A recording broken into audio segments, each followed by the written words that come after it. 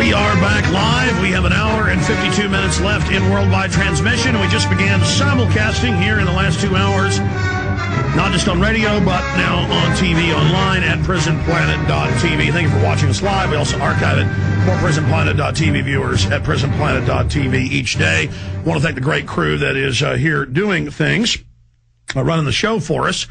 We're going to go to Pastor Lindsey Williams in just one moment. But first, I want to thank one of our sponsors, survivalseedbank.com. Fabulous heirloom, non-GMO, non-hybrid seeds.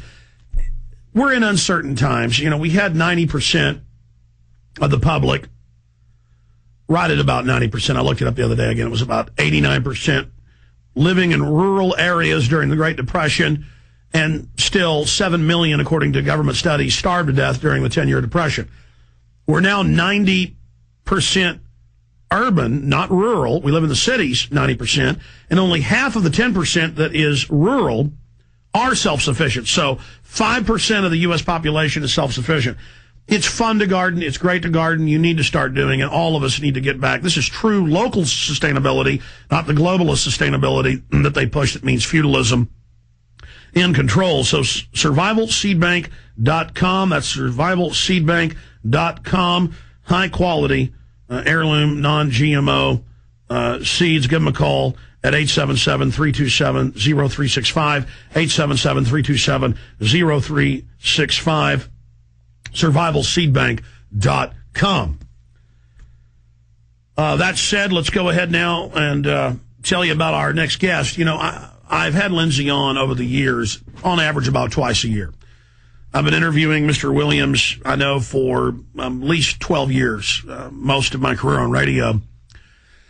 And I've always known him to bring out very accurate information, not just because I've read part of it later in the news or learned about it from a separate guest, but because I live in Texas and much of my family on both sides worked as roughnecks in the oil fields and lease hounds and in refineries, and as petroleum geologist. And so I have studied the situation, and I know that we have an overabundance of oil. I know that it's even leaked out mainstream news years after he talked about it, that there is more oil in Alaska, very easily extractable, discovered oil.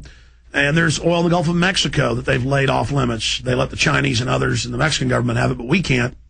More oil than Saudi Arabia, and those fines are on records, and we've gone over those on air before.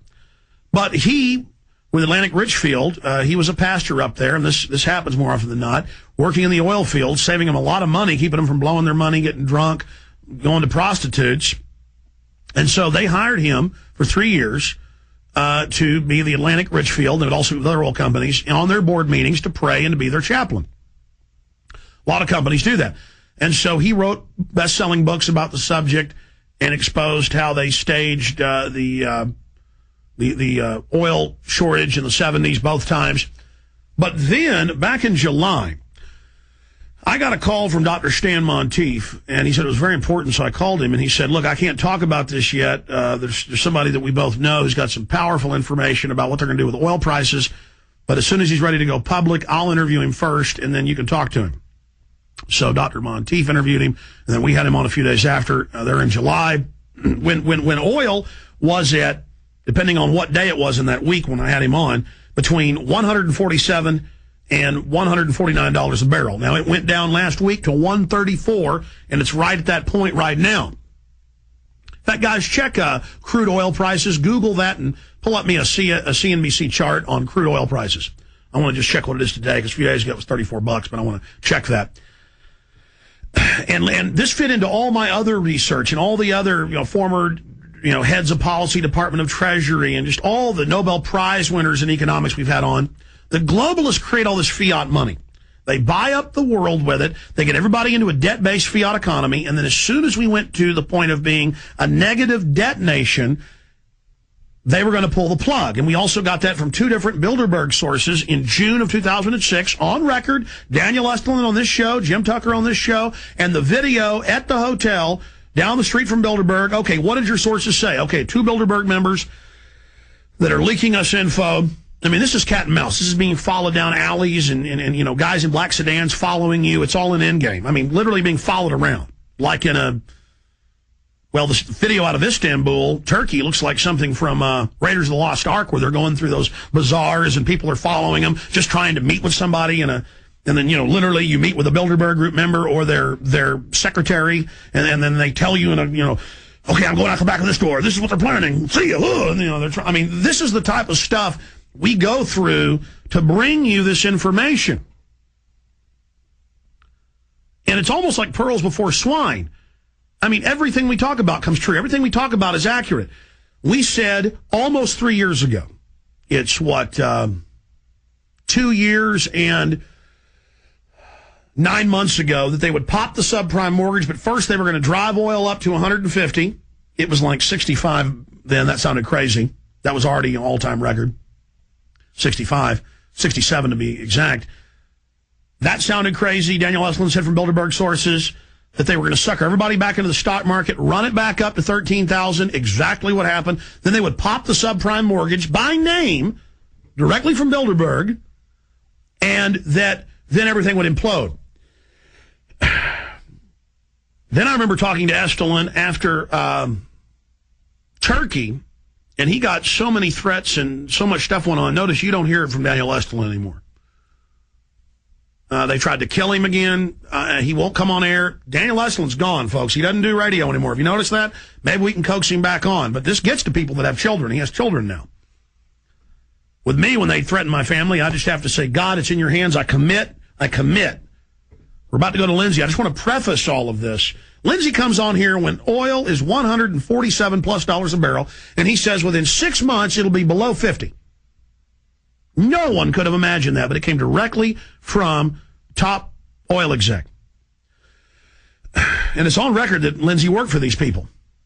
Now, right after the time Lindsey told me this, I have family in East Texas and in Houston who are all in oil.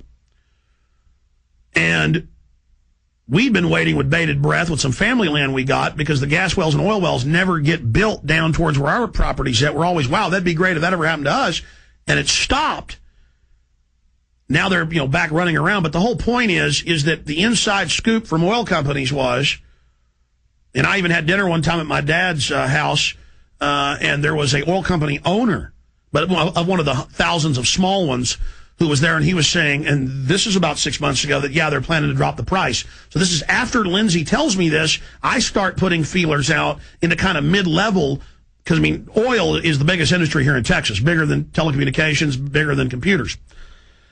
So it's all over the place. And so I said, there's a lot of credence to that, but it wasn't dropping yet. Then it starts dropping, now down to $134 a barrel.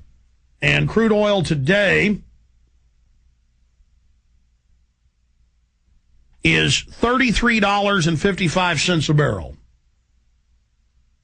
Unbelievable. We're on, in fact, punch that up. He just showed me one of the indexes off the Mercantile and it said $33. New York Mexican crude's at 35.01 cents. COMEX gold is at $9.79. It's just surging, more than $15 today. But anyway, side issue. You better listen to what Lindsey's saying, because everything he said made perfect sense with all the other data I have, then it fell in place, and then he was proven right, which is scary because they plan to bankrupt the Arabs, bankrupt the world. In fact, I left it out there, guys, that New York Times about Mumbai totally imploding. It was on top of the printer last night. I meant to have it for today's show. I print stuff for research that don't get in there. It was the one about Dubai totally imploding and everybody losing their jobs. Everything he's saying is coming true for a worldwide depression where all that's left is the bankers and their control. So you better listen to Lindsey Williams, because what he's saying is exactly what they're doing, destroying the entire world economy by design. When we went over the line in January of 2007 and America became a negative economy, that is more debt than we had investments or profits. We are a debtor nation. That's when the bankers pulled the plug. That's when it was time to blow the Ponzi scheme. But unlike regular Ponzi schemes where the Madoff or whatever runs off with the money, in this one they implode the Ponzi scheme and get the whole world. Now, that's a long introduction, but I wanted to back up Lindsey Williams. He'll be with us till about 40 after in the next hour. Pastor Williams, great to have you here. Thank you, Alex, for allowing me to be with you today on InfoWars.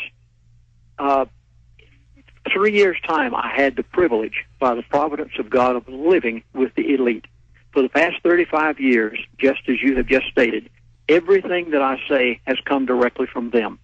Then came the opportunity of a lifetime when I actually talked with a gentleman I had not seen for 25 years just a few months ago, and he told me everything that was going to happen, everything that the elite had planned for the world for the next year to a year and a half. And that's all I have done for the past 35 years is voice what I have heard the elite say because of the privilege that I have of living with them for 3 years' time. Now, since the program last week, Alex, I've done this especially for your program today. I have investigated and looked the world over for what's happening worldwide in order to put together what this man told me into a global